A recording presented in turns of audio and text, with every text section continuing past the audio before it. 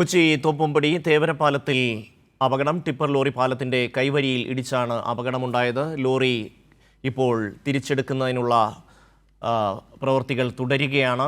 അമൽനാഥ് ചേരുന്നു. അമൽ, ലോറി കൈവരിയിൽ നിന്ന് തിരിച്ചെടുത്തു കഴിഞ്ഞു.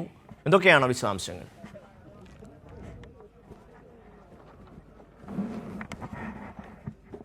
അമൽ, ഷമി, തീർച്ചയായും ഈ ലോറി ഈ കൈവരിയിൽ നിന്നും തിരിച്ചെടുത്ത് ഈ പാലത്തിലേക്ക് തന്നെ മാറ്റിയിട്ടുണ്ട്.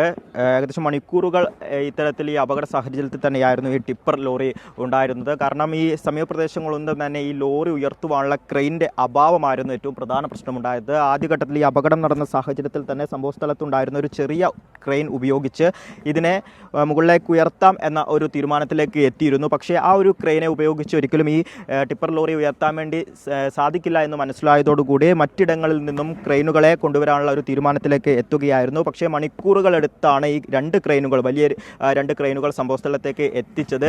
അല്പസമയം മുമ്പ്, ഏകദേശം ഒരു 15 മിനിറ്റ് മുമ്പാണ് ക്രെയിൻ ഇവിടേക്ക് ഈ പാലത്തിൻ്റെ ഭാഗത്തേക്ക് എത്തിയത്. ഈ ഒരു ലോറി വലിയ അപകടാവസ്ഥയിൽ തന്നെയായിരുന്നു ഉണ്ടായിരുന്നത്. ഈ ഒരു അപകടം നടന്ന സാഹചര്യത്തിൽ ഈ പാലത്തിൻ്റെ കൈവരി അത് ഒരു ഭാഗം തകർത്ത് ഈ ലോറിയുടെ ക്യാബിൻ ഭാഗം പുറത്തേക്ക് തള്ളി നിൽക്കുന്ന ഒരു സാഹചര്യമായിരുന്നു. അവിടെ വലിയൊരു അപകടം ഒഴിവായത് ഇതിൻ്റെ നടുഭാഗം ഈ പാലത്തിൽ കുടുങ്ങിക്കിടന്നത് കൊണ്ടാണ്. അതുകൊണ്ട് തന്നെ അവിടെ നിന്നും താഴേക്ക് പോകില്ല എന്നൊരു ഉറപ്പ് ഉണ്ടായിരുന്നു.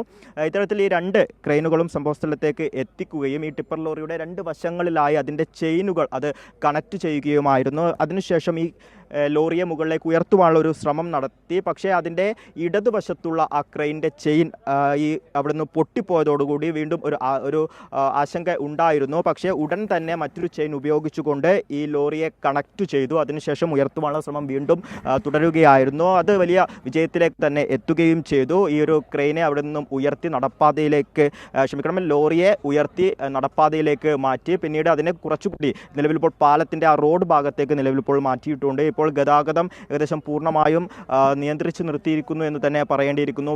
വാഹനങ്ങളെ ഒന്നും തന്നെ കടത്തിവിടാത്ത ഒരു സാഹചര്യമാണ്. ഇനി നിലവിലിപ്പോൾ ആ ഒരു ലോറി ഉള്ളത് പാലത്തിൽ ക്രോസ് ആയിട്ടാണ്. ലോറി ഉയർത്തിയിരിക്കുന്നു. അമൽനാഥാണ് വിശദാംശങ്ങൾ നൽകിയത്.